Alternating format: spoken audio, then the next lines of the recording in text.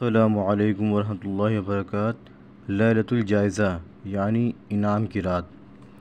آپ صلی اللہ علیہ وسلم نے فرمایا، جب عید الفطر کی رات ہوتی ہے تو اس کا نام آسمانوں پر لیلۃ الجائزہ یعنی انعام کی رات سے لیا جاتا ہے، اور جب عید کی صبح ہوتی ہے تو حق تعالی شانہ فرشتوں کو تمام شہروں میں بھیجتے ہیں۔ وہ زمین پر اتر کر تمام گلیوں اور راستوں کے سروں پر کھڑے ہو جاتے ہیں، اور ایسی آواز جس کو جنات اور انسان کے سوا ہر مخلوق سنتی ہے، پکارتے ہیں کہ اے محمد صلی اللہ علیہ وسلم کی امت، اس کریم رب کی درگاہ کی طرف چلو جو بہت زیادہ عطا فرمانے والا ہے اور بڑے سے بڑے قصور کو معاف فرمانے والا ہے۔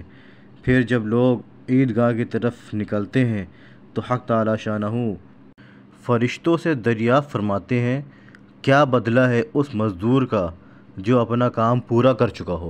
وہ عرض کرتے ہیں کہ اے ہمارے معبود اور ہمارے مالک، اس کا بدلہ یہی ہے کہ اس کی مزدوری پوری دے دی جائے۔ تو حق تعالی شانہ ارشاد فرماتے ہیں، اے فرشتوں، میں تمہیں گواہ بناتا ہوں، میں نے ان کو رمضان کے روزوں اور تراویح کے بدلے میں اپنی رضا اور مغفرت عطا کر دی۔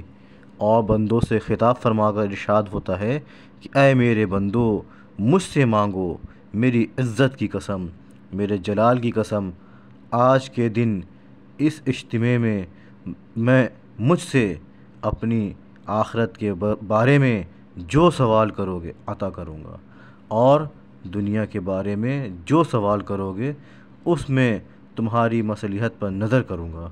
میری عزت کی قسم، جب تک تم میرا خیال رکھو گے میں تمہاری لغزشوں پر ستاری کرتا رہوں گا، یعنی ان کو چھپاتا رہوں گا۔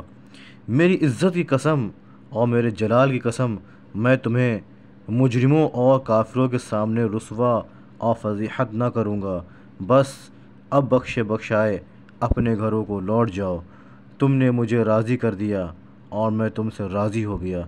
بس فرشتے اس اجر و ثواب کو دیکھ کر جو اس امت کو افطار کے دن ملتا ہے خوشیاں مناتے ہیں اور کھل جاتے ہیں۔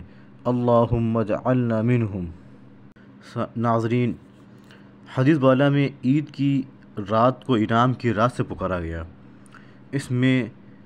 اس رات میں حق تعالی شانہ کی طرف سے اپنے بندوں کو انعام دیا جاتا ہے، یعنی بدلہ دیا جاتا ہے، اس لیے بندوں کو بھی اس رات کی بے حد قدر کرنا چاہیے۔